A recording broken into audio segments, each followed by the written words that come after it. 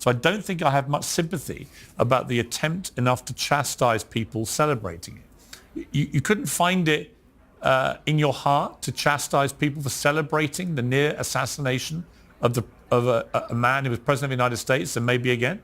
Absolutely not. That's diabolical. Conservatives have completely bled that well dry, and the idea that they, after engaging in the most divisive and most extreme rhetoric that this country has seen in recent history, that they would come on and beg for sympathy, that it's escalated into some kind of violent confrontation, is absolutely insane. Even the idea right now of saying, well, if you call somebody a Nazi for so long, it's, what do you expect people to do? I grew up listening to Rush Limbaugh call Obama a communist every single day he was on the radio. But comparing people to a Nazi that killed millions of people, I think that's kind of wild, right? You've got conservatives that talk about how the mRNA vaccines were ways to sneak microchips into us. Not me. You've got COVID lockdowns that were done because the government was trying to take all your freedom away. And the infrastructure is still in place, so I have to be careful. They won't acknowledge anything that happened on January 6th. They say that the election was stolen and that your country is being taken from you. I'm not sure about that. I don't think anybody should be killed. I don't think anybody should go out and kill anybody. But when you engage in this type of rhetoric and when you turn the temperature up over and over and over and over again, there is absolutely no room for you to be shocked or surprised. And there certainly isn't room for you to ask for sympathy. But Destiny, you say you don't want anybody killed. No, because they've led the way. This is the environment that they've created. I am so sorry for having one specific opinion and you labeled me in that group. So you think behaving like the people you think are despicable is the correct course of action? Oh, no! It's not about behaving like the people who are despicable would be leading that type of rhetoric. It would be denying every single bad thing. How many times as a liberal? How many times as a liberal have you been on a show? Not you in general, but like a liberal been on a show and you've been forced to disavow all of the BLM riots, disavow all of the violence, and blah blah blah. And then you talk to conservatives about it. January 6th. Violence, that was that's a false good. flag. Yeah. January 6th. Oh, like conservatives disavow January 6th? Wait. First off, there's an entire cultural machine that has lied. It's a trap. He wanted him to disavow January the 6th. If you do, hey, you admit there was violence. If you don't, well, you deserve it because you're spewing hate. Speed is scaring the shit out of me. There is an entire we just saw it in real time. That's it. What? That's why conservatives deserve absolutely zero sympathy for anything that happens as a result of their rhetoric. That's it. It's so easy. He will ask a very broad question, so he's always right, laugh over you, starts talking quick, confuse you, and then most people think, hey, he's winning the conversation because he sounds smarter. Okay, but look, I'm not exactly sure what he's talking about, but I would say this is the type of person that the internet has broke their brain, thus leaving them with very little empathy for their co-human. I mean, a good, decent father is now dead because of this. He's had his brains blown out because he was defending his wife and daughter. I would hope that you have a little empathy. Well, fuck it. Fuck the dude, the firefighter guy. Fuck Trump. Fuck the people that support him. I just want you to know, okay, just in case you're confused or it seems like I'm, whatever. If one of you were in the crowd and you're a conservative fan of mine and you end up, getting blown away or whatever the fuck. That's like me saying if somebody doesn't hear the pronouns they want to hear and they do something to themselves. I'm making fun of you the next day on Twitter. I am, 100%. And by the way, he was streaming on Kick. They found this, supposedly they banned it. Here's what I think about what you did. You'd like to fire off, as you've done so far in this debate, about your fury at how disgusting Republicans are, how inhumane they are, how they never have any empathy, blah, blah, blah, blah, blah, blah, blah. And then you yourself actually are exactly the person that you're describing.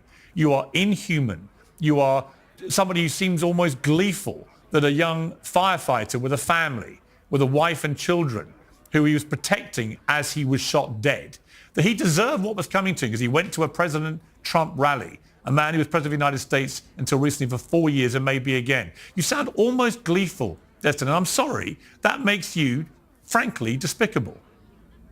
I don't think I'm gleeful about anything. Bullshit.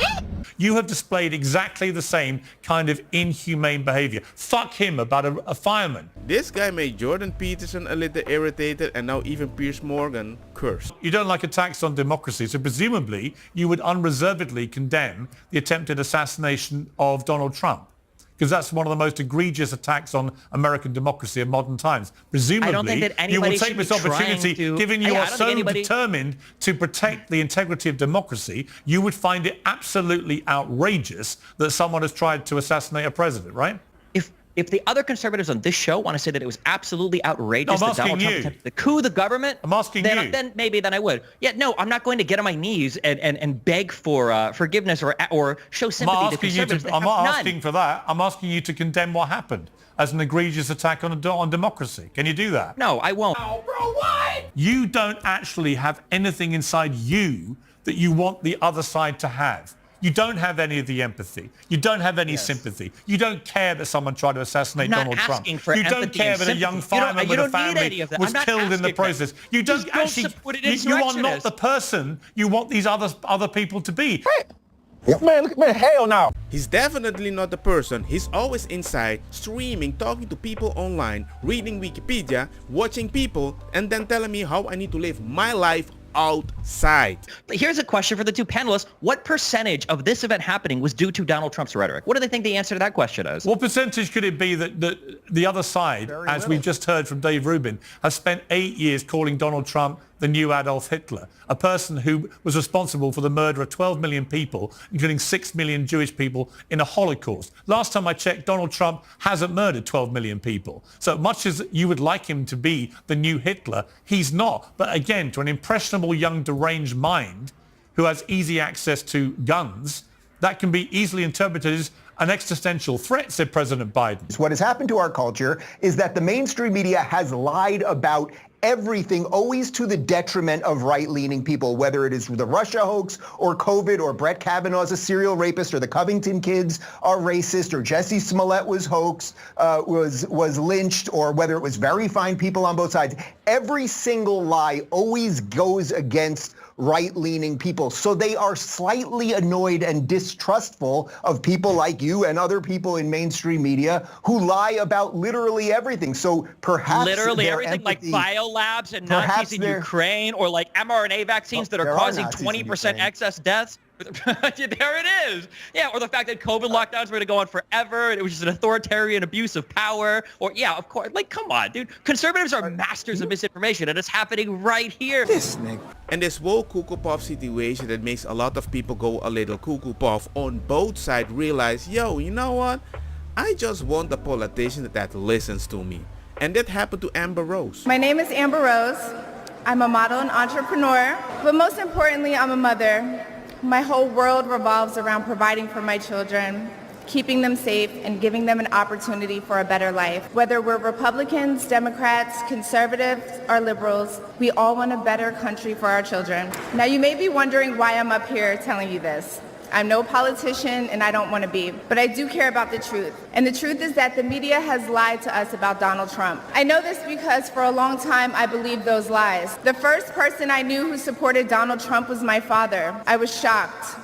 My entire family is racially diverse, and I believed the left-wing propaganda that Donald Trump was a racist. My father said, "No, he's not, Amber. What are you talking about?" And when I insisted, he said, "Prove it." And I know a lot of people that can relate to this because they were like, hey, he is this. But then you do your research, you start realizing the title has nothing to do with the description. And once you find the video, the description has nothing to do with the video. You can disagree with her because she has a face tattoo or that she started a sloth walk.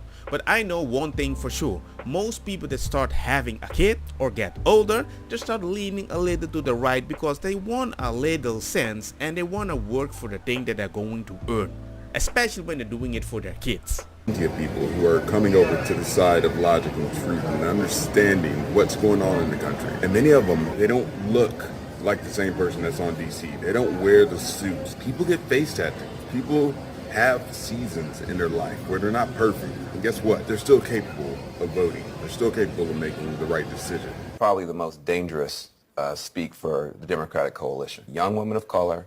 She's describing the experience a lot of people have, feeling that maybe if you're around too many liberals, you might get criticized too much or you might not be able to speak your mind.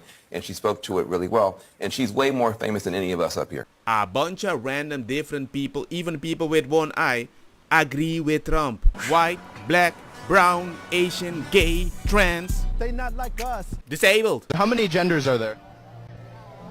I don't know. I just got here. And that is how easily they will label you a Republican or a conservative, which also means you might be supporting certain people, and once you're gone, they will laugh at your graves. In 2020, I voted for Joe Biden. He has made me regret it. One of my sons works 3 jobs, and the other holds down 2. 6 jobs for 3 people just to survive in Biden's economy. Our open borders are making this problem worse. Millions of dollars being sent to help immigrants who came here illegally, while hard-working families who did it the right way are left struggling. You're telling me you're open-minded, I'm open-eyed, but you don't validate me other than the conservatives, and you would laugh at my graves. Don't get me wrong, makosa kita bong. Put the fire na mi blonde kush hash purple skunk criollo colombici jam jam. Turloqueta verdetta welcome.